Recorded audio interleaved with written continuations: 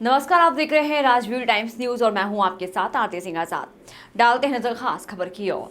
मध्य प्रदेश में आगामी विधानसभा चुनाव में राष्ट्रीय राजनीतिक पार्टियों द्वारा क्षत्रियों की अनदेखी किए जाने और क्षत्रियों की सत्ता में ज्यादा से ज्यादा भागीदारी को तय करने के उद्देश्य से क्षत्रिय करणी सेना आगामी 27 अगस्त को भोपाल में प्रदर्शन करेगी। क्षत्रिय कल्याण बोर्ड, स्वर्ग आयोग, सनातन बोर्ड का गठन, लव जिहाद पर रोक लगाने और लव जिहाद के विरुद्ध कानून और गौहत्या मुक्त मध्य प्रदेश जैसी मांगों को लेकर क्षत्रिय करणी सेना परिवार 27 अगस्त को भोपाल में महापड़ाव का आयोजन करने जा रही है, जिसे लेकर पत्रकार वार्ता के माध्यम से जानकारी देते हुए क्षत्रिय करणी सेना परिवार के राष्ट्रीय अध्यक्ष डॉक्टर राज शेखावत और मध्य प्रदेश के अध्यक्ष इंदर सिंह राणा ने बताया कि राजनीतिक पार्टियां सालों से क्षत्रियों की उपेक्षा करती आई हैं। क्षत्रिय करणी सेना परिवार के द्वारा समस्त क्षत्रियों की अध्यक्षता में भोपाल में क्षत्रिय एकता महापड़ाव की तैयारियां की जा रही है। इस महापड़ाव का क्षत्रियों के हितों की तरफ सरकार का ध्यान आकर्षित करना है। महापड़ाव का मुख्य उद्देश्य आने वाले विधानसभा चुनावों में क्षत्रियों को ज्यादा से ज्यादा टिकटें दिलवाना भी प्रमुख मांगों में से एक है। वहीं एक सवाल के जवाब में शेखावत ने कहा कि राजनीतिक दलों में अनुसूचित जाति, पिछड़ा वर्ग और स्वर्ण के लिए कई सीमाएं तय की हुई हैं। ऐसे में क्षत्रिय समाज भी अपना प्रतिनिधित्व चाहता है, जिसे लेकर प्रमुख राजनीतिक दलों के सामने मांगे रखी जाएंगी। अगर हमारी मांगे नहीं मानी जाती हैं तो मध्य प्रदेश के सभी विधानसभा क्षेत्र में निर्दलीय उम्मीदवार के रूप में करणी सेना मैदान में उतरेगी। ठीक है। करणी सेना एक अलग माहौल बनाने में लगी हुई है। राजनीति में अभी देखा जाए ये चालू कर दीजिए। राजनीति में कुछ एक अलग माहौल देखने के लिए मिल रहा है। करणी सेना आने वाली है, किस तरीके का माहौल रहेगा, क्या योजना बनाई है करणी सेना ने?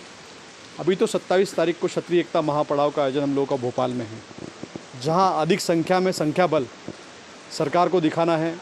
तब जाके सरकार और सत्ता नतमस्तक होगी, तब जाके क्षत्रियों का बल सामने आएगा।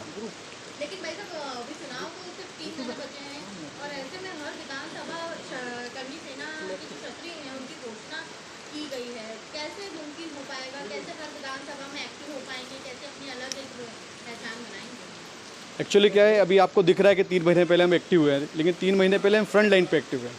हमारा केडर गांव-गांव तो हम 5 साल पहले से तैयार करते हैं, लेकिन अब आगाज करना ज़रूरी था, इसलिए हम 3 महीने पहले एक्टिव होकर आपको मीडिया के सामने और जनमानस के सामने दिखे हैं। करणी सेना के अपने प्रत्याशी घोषित कर देंगे सत्ता में? अगर वो लोग टिकट देंगे तो हम अपना प्रत्याशी क्यों घोषित करेंगे? हम उन्हीं के टिकट पे चुनाव लड़ेंगे। हमारा तो मोटिव है। नहीं देते हैं तो वो नहीं देते तो निर्दलीय निश्चित 100% हम निर्दलीय सभी विधानसभा में चुनाव लड़ाएंगे। मैं प्रदेश अध्यक्ष इंदर सिंह राणा, क्षत्रिय करणी सेना परिवार, क्षमा करें। जय माता दी। मैं एग्री हूँ। आप आदिवासी सीट में कहाँ मिलती है बताइए, तो रिजर्व है। रिजर्व नहीं है, सबसे ज्यादा आदिवासी वोटर है मऊ में। उषा ठाकुर वहां से चुनाव लड़ती है 4 नंबर विधानसभा में। अभी मैं आपको मुझे बताइए, ये तो आपने 2-4 सीट बताई, 230 में से ऐसी कितनी सीटें हैं जहाँ पे इस तरह की सीटें का वितरण होता है? कई सीटें हैं। मेरा ये कहना है, जब आप एक तरफ समाज के नाम पे आप एक नई लाइन शुरू कर रहे हैं, समाज को हिंदू को क्षत्रिय उसमें बांट रहे हैं, तो फिर उसी को बिल मत करिए। अरे साहब, ऐसा है, ये मैंने नहीं बांटा, ये राष्ट्रीय राजनीतिक पार्टियों ने बांटा है। जातीय समझने के आधार पर टिकटों का मैक्सिमम वितरण उन्होंने किया है। आप इतिहास उठा के देखिए, मैं जो आपको बता रहा हूं, मैंने पूरा सर्वे किया तब बता रहा हूं। 2-4 सीटें दे दी तो क्या हो गया? बाकी जो हमारी 50-50 सीटें उन्होंने दूसरों दी, उसका क्या करेंगे? हम सिंपल बात कहते हैं, जहां ब्राह्मणों का जातीय समीकरण मजबूत है उनको दे रहे, और दे रहे हो तो आगे देते रहो, हमें क्या आपत्ति है? भाई आज बंजारा समाज ने भी मांग रखी है तो हमें क्या आपत्ति? दीजिए ना उन्हें। लेकिन जहां क्षत्रियों की भरपूर संख्या है उधर वहां ये लोग इस तरह से पक्षपात करते हैं। तो इस बार निर्दलीय उम्मीदवार खड़ा करके हम हमारे निर्दलीय उम्मीदवार को जिताने में किसी चीज की कसर नहीं छोड़ेंगे। इन राष्ट्रीय राजनीतिक पार्टियों ने जातिगत समीकरण के आधार पर टिकटों का बंटवारा किया है, यह स्वीकारना होगा।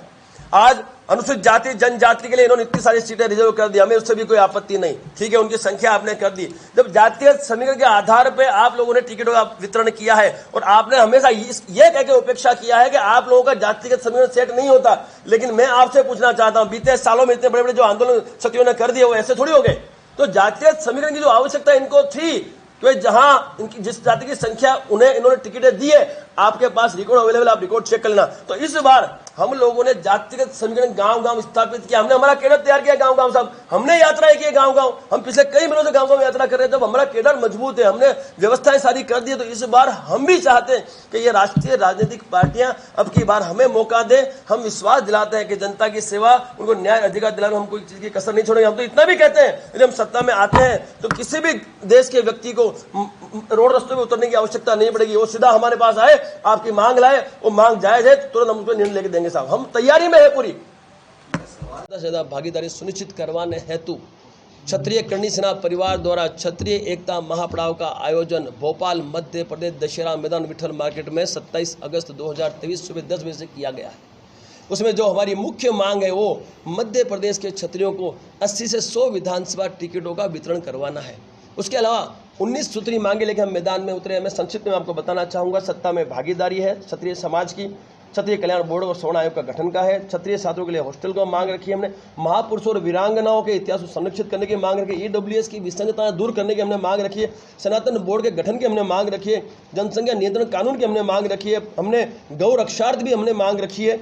उसके अलावा लव जिहाद, लैंड जिहाद और धर्म परिवर्तन जिहाद की भी हमने मांग रखी है और सनातन राष्ट्र की घोषणा की भी मांग रखी है। फिर हमने UCC जो समान नागरिकता संहिता की भी मांग रखी है। हमने सभी भूतपूर्व सैनिकों को लेकर भी हमने मांग रखी है। एट्रोसिटी का विरोध नहीं, लेकिन इसका दुरुपयोग रोकने के लिए हमने कड़े कानून की मांग रखी है। इसके अलावा हमने आरक्षण का भी कोई विरोध नहीं, किंतु आरक्षण वंचित लोगों तक पहुंचे उसके लिए क्रिमिनल का प्रावधान करें, ये भी हमने मांग रखी है। उसके अलावा हमने रखा है बुंदेलखंड को संभाग को अलग राज्य घोषित किया है, ताकि वहाँ की जो जनता है कहीं न कहीं उपेक्षित हो रही है 2 राज्यों में बंटी होने की वजह से, उसकी भी हमने मांग रखी है। मठ मंदिरों पर से सरकार का अंकुश खत्म करने की मांग मांगी। साधु संत हमारे साथ हैं, राजे रजवाड़ों को लेकर जो जर्जरित उनकी संपत्ति उनका भी जीर्णोद्धार करने की हमने मांग रखी है और मध्य प्रदेश SAF की भी लेके मांग ले। 19 सूत्री मांगे लेके हम मैदान में उतरे हैं।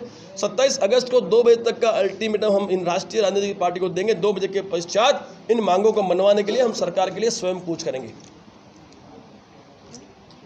फिलहाल इतना ही। खबरें भी और भी हैं, बने रहे हमारे साथ और देखते रहे राजवीर टाइम्स न्यूज। नमस्कार।